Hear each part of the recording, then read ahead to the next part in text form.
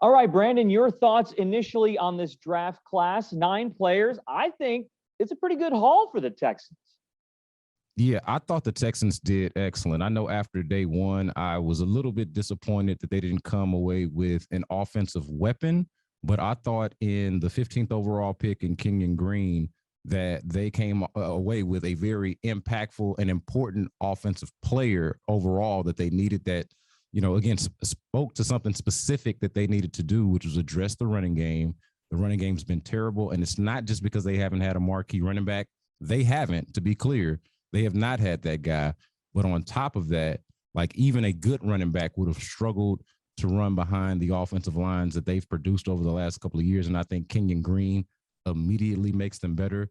Derek Stingley Jr. is a number 3 overall pick. I thought that was an excellent pick because there's an argument for him as the best player in the draft. Daniel, I even had this comparison of him being like the cornerback version of Trevor Lawrence, just in the sense of he's a guy that people have talked about being that guy since the moment we laid eyes on him. That's been the narrative. That's been the conversation. Now, things change a little bit because of how the last couple of years went.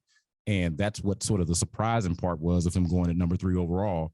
But when we're talking about just a prospect and the film and just the actual results of what you have on the field, you couldn't really ask for a better cornerback prospect than Derek Stingley Jr. Yeah, I mean, for me personally, he's a great player. I hope it pans out. I hope it works out for him. I don't like taking corners that high because of the volatility of that particular position. You never really know on any given day. I would have gone with a pass rusher there. I like the defense aspect that they did go with. I would have gone a guy like Thibodeau. I thought he was just an electric player off the edge. I thought he could have fit well with Lovey's scheme. But later on in the draft, I thought day 2 they did really nice. Nick Caserio moving around, trading up, getting the guys they wanted with Mechie out of Alabama and Harris, and then Petrie out of Baylor. I thought day 2 was good foundationally speaking for this Texans team moving forward. Yeah, same. And so another thing that kind of bothered me, not really bothered me, but I questioned, and I think was a fair thing to question, beyond just picking a cornerback at number 3, which I think that's a valid concern. I like this guy as a prospect, Stingley, but just the overall general philosophy that you're speaking to, I pretty much for the most part agree with, and the whole volatility of the position. But another thing happened later on in the first round with them trading out of the number 13 pick into the number 15 pick and picking Kenyon Green. What that also meant was they essentially passed on Kyle Hamilton and passed on the opportunity to select Kyle Hamilton, who was the consensus best safety in the draft. And they went and got the next best thing. Might have even been Robert Griffin III on Twitter that said Jalen Petrie is basically a smaller version of Kyle Hamilton. Kyle Hamilton's got like this freakish size for a safety. He's like 6'4", maybe 220, built almost like a linebacker. Whereas Jalen Petrie's a little bit more traditional, but ideal size for a safety and has some of those similar skills. And a local guy. Went to Stafford High School. I, too, spent some time at Stafford High School, so I love it from a personal standpoint because I got a little background from where he's from. And I just love the idea that they were able to go and address this need. They did a very similar thing or very interesting thing, Daniel, of both trying to go get the best player, but also addressing the need, right? There's that debate over best player available versus best talent available. And they seem to be able to mesh those ideas, at least at the top end of the draft. And honestly, I would consider those second round and third round picks to still be sort of at the top end of the draft.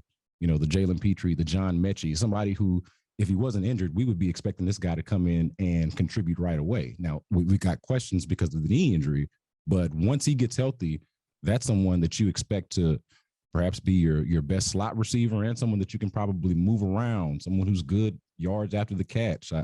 I think that's an excellent pick for them.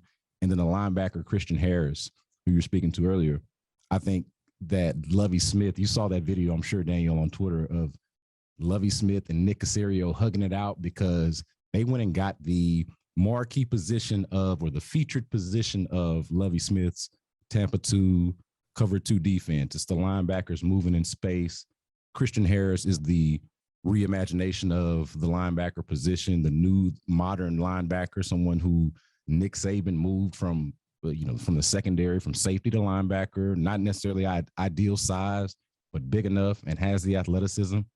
And of course, they finally got their running back in Dameon Pierce, who, I'm going to be honest with you, wasn't the one that I would have picked or the one that I wanted them to pick. But when they picked him and I got to hear him talk and I watched some of the highlights, I'm like, this is the type of dude that they need. Like, never mind if I wanted him or not. I'm glad he's here. I love his attitude. I love his personality. And I love the way he runs, at least from what I've seen and what he did at Florida. Yeah, aside from his answer about what he loves about Texas with great houses and pretty women, which he's absolutely accurate on, by the way. I mean, that was a great soundbite. I like his running style. I went back and watched some of his film after they picked him because, you know, there's so many guys and so many things that you might miss. He's out of the SEC, and I know there is this cliche that a lot of people cling to, especially in the SEC, that, hey, we're the best conference in the country. That's probably true, and the Texans certainly believe that. We saw – 6 of their draft picks from the SEC? That's a pretty good amount.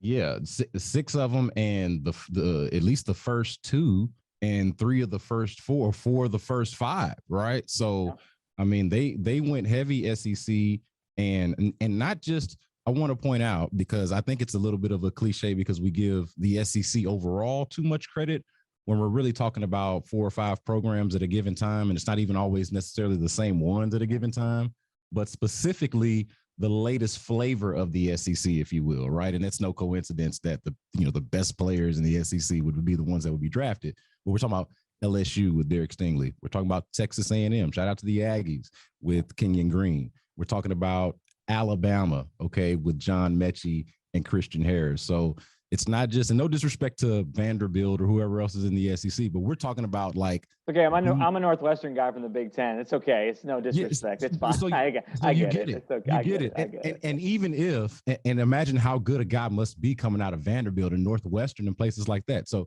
it speaks to, how they compare to these other guys. So I think that was one of the better things. And of course, Dameon Pierce, a running back, a guy who ran the ball in the SEC, and then they go over to the West Coast and get some guys out of the Pac-12, which I think is a good idea when you're talking about getting depth and later on in the draft. Like, I think once you get, Daniel, into your 5th round picks and your 6th round picks, especially when you feel as good as I think they do and should feel about their higher picks, the ones that they picked earlier on in the draft, I mean, you're just trying to hit at that point. You're just trying to find something that you can work with, find somebody that can be a contributor to your team. And who knows what their potential actually could be. They've got later round picks, third, 5th, 6th round picks that are contributing on this team right now from last year. So, I mean, if these guys are anything comparable to that, you're looking at, an opportunity to really make your team. That's the biggest takeaway from this, Daniel, is that I think that they made this team significantly better, if not even necessarily for next year, but for the next couple of years. Like the foundational pieces are actually there now. You can see it.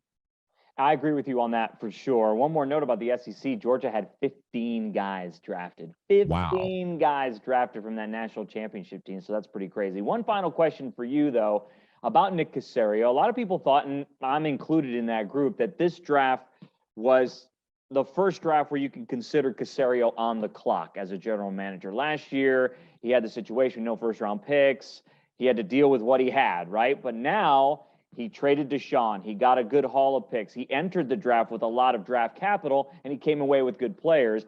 I think he's off to a good start when you're considering him on the clock as a general manager now for the Texans.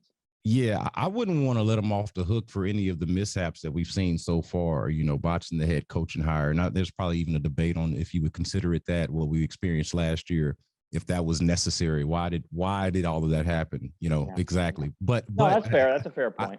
I think it's a fair point, and I think it's a part of the evaluation. But to your point, I also think the best thing that he did was draft last year. Now here we are with this draft. But I've been saying for months now that the best thing that Nick Caserio has done since he's been the general manager of the Houston Texans was draft those 5 players, and all he had was the 5. He had more, but traded up to get one of them. But that's what he came away with, drafting those 5 players. The best thing on his resume as a general manager so far. I think now when you add this, and again, these players have not played yet. They will this year. I think that he's been on the clock for me in terms of an evaluation the entire time. Now, What is he measured by? What is he judged by? How do the McNairs measure success exactly? That's a question that I don't think we have the exact answer to, and it will also have to play out, and we'll have to find out.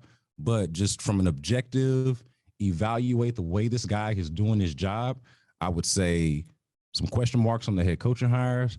I think that you could say there were some question marks on some of the free agent signings and the way they went about team building last year. But there was also the built-in excuse of where the team was, what Nick Caserio inherited, what he inherited that he knew about and possibly didn't know about with the Deshaun Watson situation. All he's really been able to control are some of those free agent moves and obviously this draft. And I think the draft last year was a home run, and I would have a hard time imagining that this one wouldn't be. Like, I'm looking at the players at the top end of the draft of this draft class: Stingley, Green, Petrie, the Mechie I know is injured, but Harris and Pierce I think have a good opportunity to contribute to the team. I have a hard time really knocking the guy for the draft picks he's made so far.